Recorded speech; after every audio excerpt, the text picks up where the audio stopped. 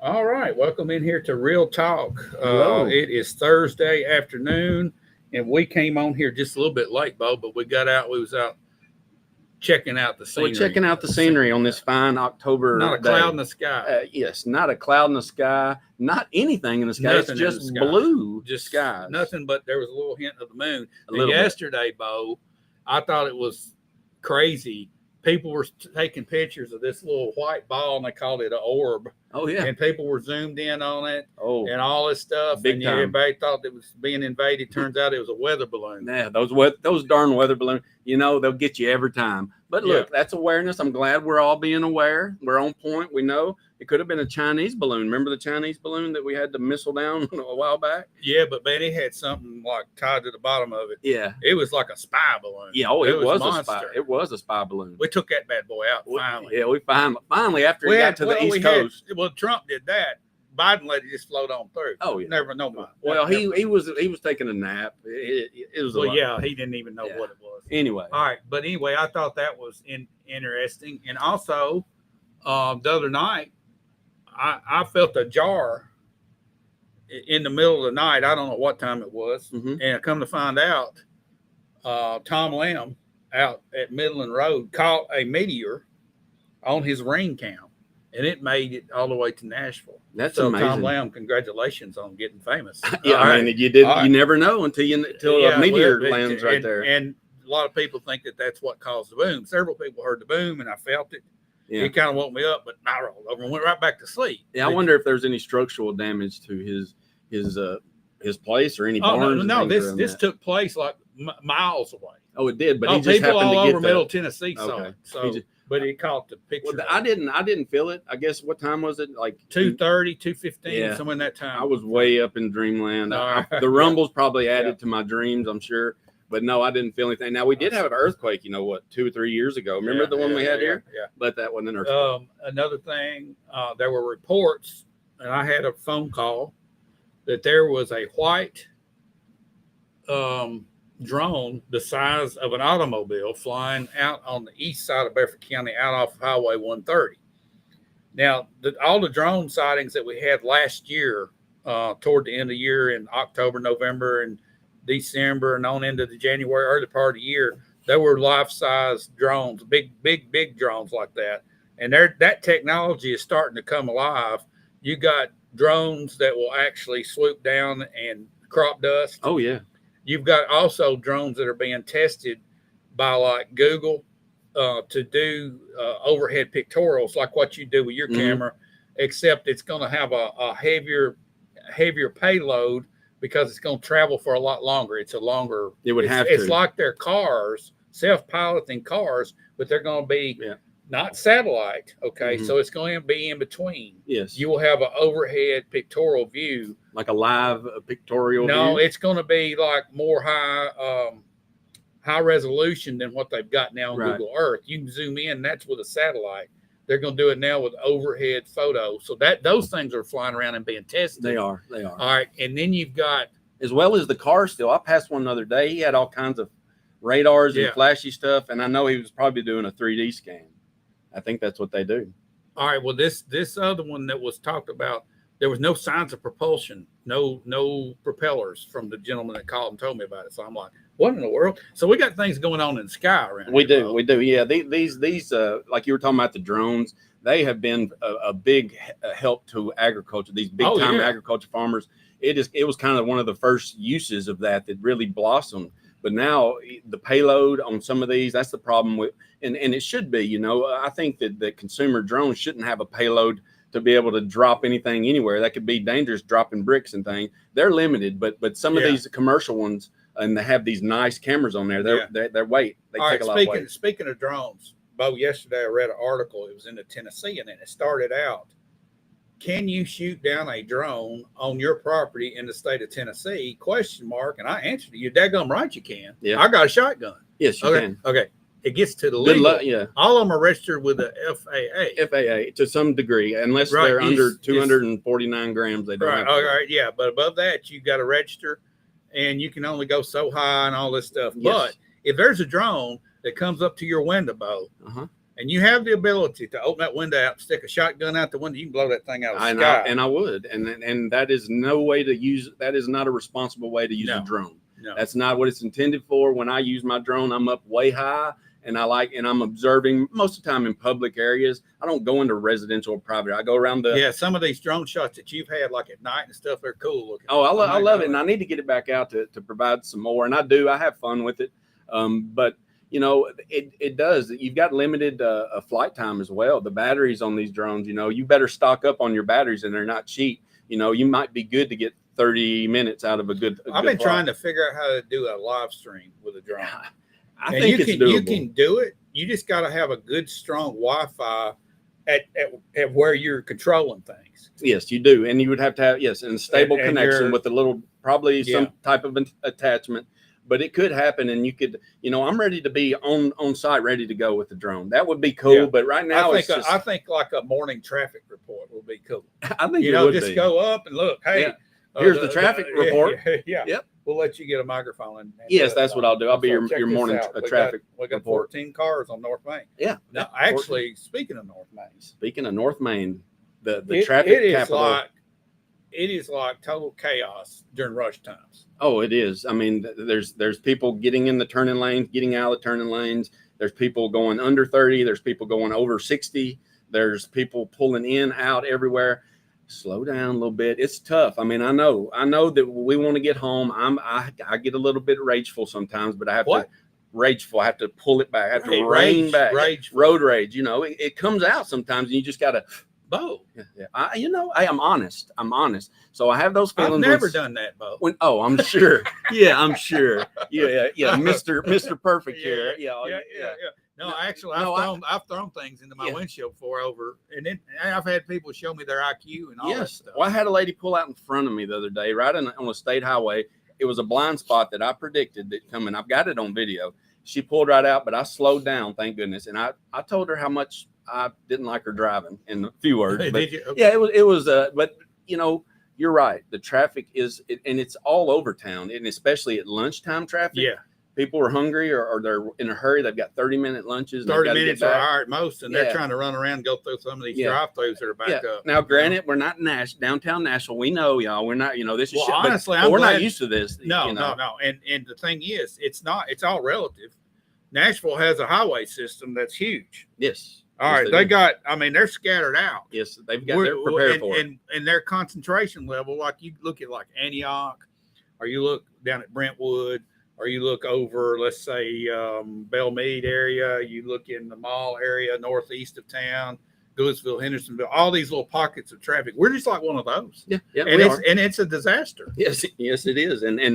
And I know that it's going to get better, but it's going to take a long time. It's not going to get better. How's it going to get better? Like I said, you want to keep pulling these big old complexes in here with 100 million people, Bo. It's going to take a long time. We've got to get that road. We need that bypass. I know. I'm not. And no. Here's the thing.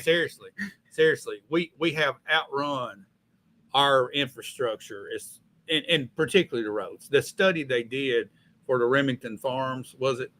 About TDOT coming in and say, well, y'all are going to have to do a whole lot of stuff. You're going to have to widen this. You're going to have to do this, especially Elm Street going up by the hospital right there. All that out through there, late in the day, early in the morning, it's a disaster. You throw any more people out there, you're going to have that bypass. It's behind the times. And look, Shelbyville has always been a very, very small community, 18,000, 20,000. This increase right here, look, we weren't ready for it. And we're working behind. We've still got to maintain what we've got. Right, Allie Puckett, you said the government says no. Are you talking about the drones? What are you talking about? Because I missed your comment. I think the comment is probably pretty good on anything. The government says no. Yeah, it's basically deny everything. Yeah. All right. So chemtrails don't exist either. Yeah, but where are they? They went away when the government stopped. Blue skies. No comment. But no, all this stuff that we've all talked about, and we'll keep talking about as long as it's in our face. I mean, that's what we talk about. This is real talk. This is real talk. That's what we talk about. It's things that not only we're talking about, that we're hearing people talk about. All right, let's stop talking about drones flying around and stuff in the sky and the traffic and all that. It's my fault. I took us down that path. We need Let's to go to the square. Grindstone Cowboy got their sign up today. One more step toward opening the thing up. Oh yeah. Now our city council has got a vote to open the roadway up. Well, close it down so that we can walk through there. Yes. They got a vote on that. Yes. And I'm waiting. They do. It's almost like it's a done. I hear the Jeopardy song playing. Physically, it's almost a done deal. But look, they're gonna. It should go through. It's a no brainer. I think it'll be a crown jewel of Shelbyville. It'll be our new kind of thing to have there. I think something to be proud of that I hope is attended well. But it's up to us. And we got the Glass Hollow right there. Yes. All right. Here's my question, Bo. And I guess it's not a question for you, but it's a question for us to start asking. Are some of the stores on the square going to start opening up at night when these restaurants have their places open? Look, that is a very good question, and that's a question that a lot of people are asking, and even younger people. When I've talked to my daughter who's in high school about this, she's like, "Well, what else is there to do if we go to Grindstone at night or to the Glass Hollow and walk?" There's nothing.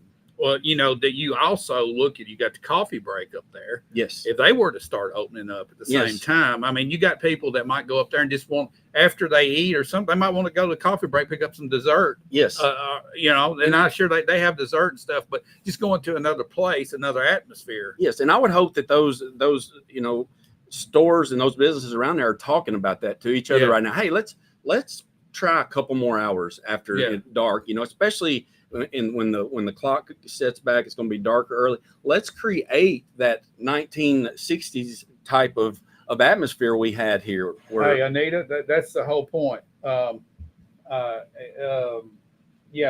Eddie Wallen is talking about this, the store's opening, but Anita says the sidewalk's already poured. You can't drive through there now. Exactly. Yes. But I'm waiting on city council to vote for it. I've been prodding Josh, and he wants to vote for it, but we can't get nobody to vote. We know it's the cart in front of the horse deal. I think we've all understood that. I think we're all for it, but yes, they did kind of do it backwards. What if they said no? Well, then they'd have to get the jackhammer out.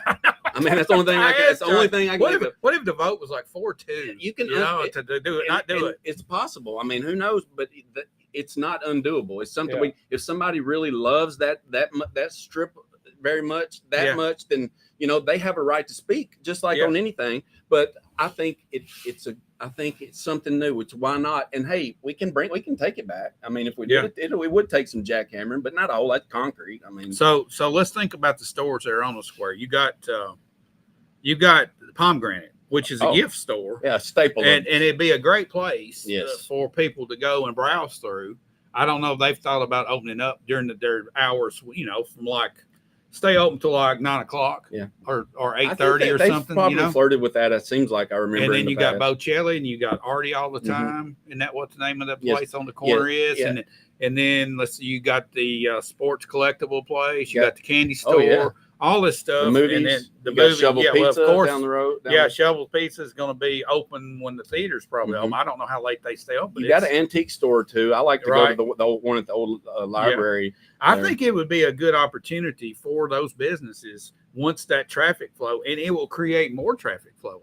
I think that it will, because wouldn't it be great to have we could just say, hey, there's nothing to do. Let's just go sit on the square, and then there'd be other people there, and we could just talk, hang out. Maybe somebody's playing a guitar. I don't know. Just the atmosphere, like I'm saying, that 1950s, 60s, it was like this, David. I mean, maybe when you were smaller, I remember, hearing about how live the square was. People were maybe not at nighttime, but it was just more of a pedestrian driven area. And we were smaller then. I get it. We're different now, but I love the way that it looks. And I'm glad that Josh Blevins was live and on site, ready for that sign to come up, because the moment it came up, I guarantee you that he shared it with the community, because that's the kind of guy Josh Blevins is. He wants everybody to know. And but they've got a friend of mine, Gene Ray, did the door there. They've got that in there. They've got handles with guitars. I like it. Look, I get it. That's a road that I used to travel, that I like to try. I used to use it, but I can do without it. I can do it. I'm good. Let's talk around the square. You got Pope's over there too. You got Pope's. All right, so you got Pope stays open a little later. You got a pretty good assortment of restaurants. You got pizza, Heritage Jewelers. You've got Bocelli.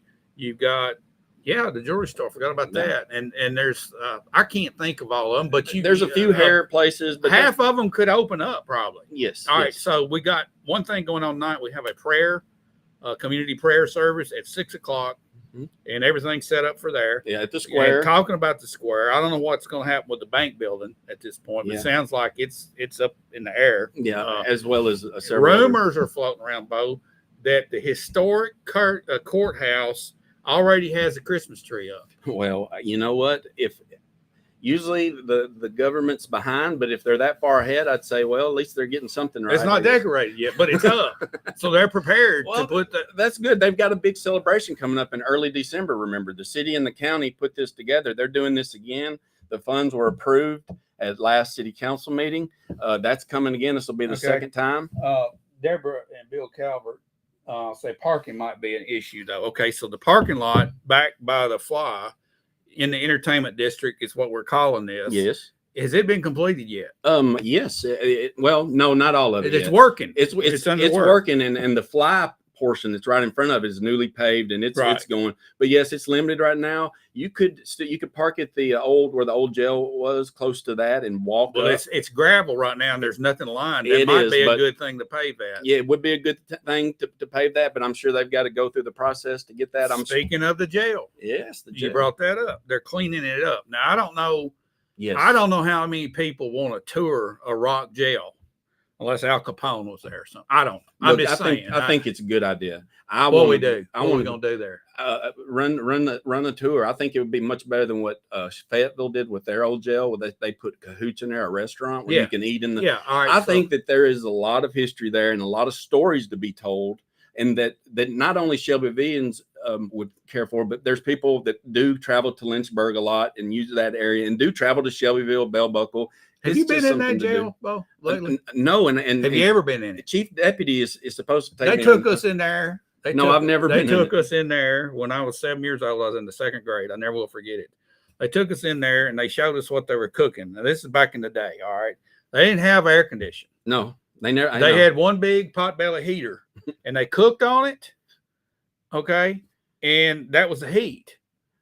Okay, and the doors were like this thick and steel, and they had one little slot in it that you could like see through. Yeah, they tried to scare us to death to tell us that's where we were going to end up if we didn't act right. It was scary. Okay, hey, I remember. It's scary. I love. I think it should be a permanent haunted house myself. It could be. I love that. I drew that and dedicated to the sheriff's department. I think that is a huge part of our history. I mean, it's the criminal part of the history, but it's who Shelbyville was.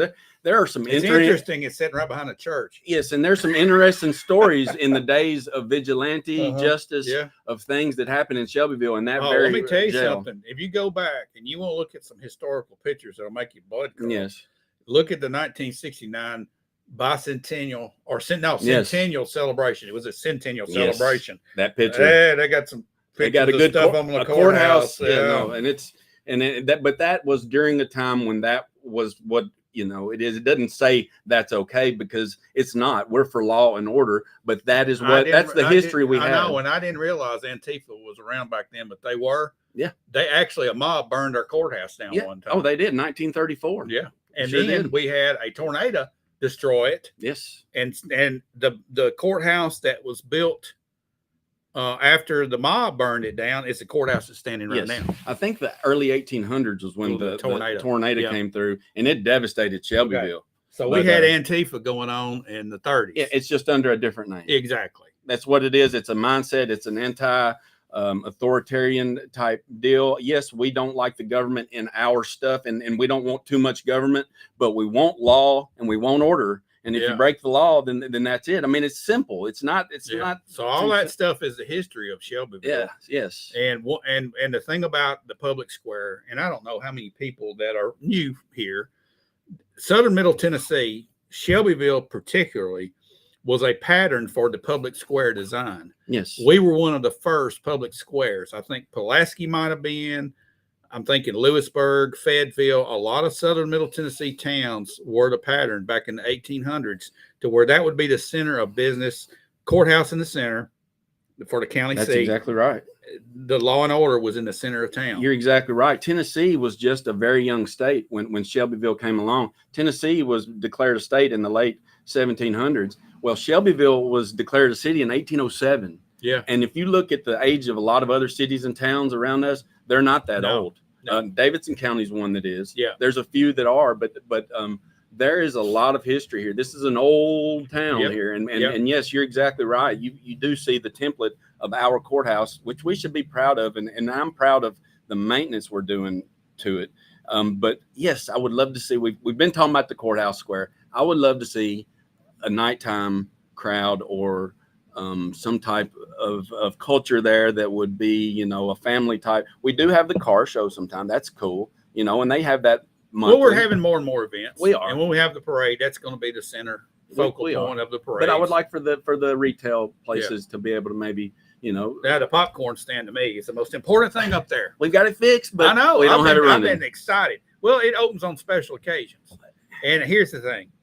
I don't know how you probably wouldn't sell enough popcorn to justify sitting up there. But if you had coffee, a hot dog, some potato chips, maybe something like that, maybe where people could get a quick bite and just everybody go out of their way to support it. It could turn into a business where a person could have a little concession thing. I think so. And I think maybe schools, like, how they do walks. Sometimes they could go to the square and maybe eat. I don't know. There's a lot of ideas, but I'm glad that the popcorn stand has been saved. It has been improved. Warren Landers, thank you very much, sir. Put it back together. He put it back together again. Humpty Dumpty fell apart. Yeah. But it is back together. But here's my, I don't know, maybe you know this. There's a slab of concrete there and there's electricity to it that it's sitting on.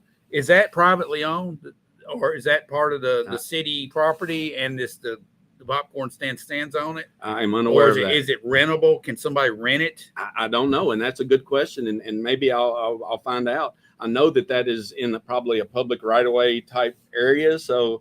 But it's there, and to me, it's probably I can remember when it was open. Yeah. And I couldn't wait to go up there and get a fountain Coke after I got a haircut at Benchy Reed's barbershop in the basement. All right. I was in the early 80s. I don't think Now, this was 60s. All right. I never remembered. It was always down. And that's back when the old Dixie Hotel was still there. Yes. Okay. Yes. So I can remember when it was tore down, but I remember when 1978. There was a lot of permanent residents that lived in the Hotel Dixie. They lived there. Well, that's what Shelbyville hotels become sometimes. Yeah. Well, but this was more. Was it a little higher class living? I can't remember. It was about to fall down. That's all. There's some people around here that salvaged the bricks that I've done appraisals at that have said this. But it's a historical thing. It's built in the 1800s. Oh, I know it. I love it. I love it. I've got old pictures of it too, and I've done drawings. I love that. It's just our history. If you don't know our history and you're new here, look it up. It's cool. There's a lot of cool little areas around here. I'd love to see that popcorn stand though come alive and stay open. Yeah. And somebody be able to make a living out of it, selling coffee, hot dogs, candy bars. Anybody want a snack that's on the square, just run over there and support the snack stuff. Okay, we got places to sit down and get your fancy coffee, but just a black cup of coffee on the go or a quick Coke on the go, like a hot dog, grab it and run, because some people need to, hey, they're walking by, they can grab it and go. I've got a business. I'm thinking I might own. Try to run that. Bo. I'm with you though. I hope somebody does take advantage of that. We love our town. I know y'all do. Disposable income is a big key factor to a business in this town, but I see a lot of the disposable income leaving town and going to places that it shouldn't go. And I see people going out of town to buy a lawnmower. Yes. And you got Molders sitting right up here. You got the co-op sitting right out there. You got somebody. All right.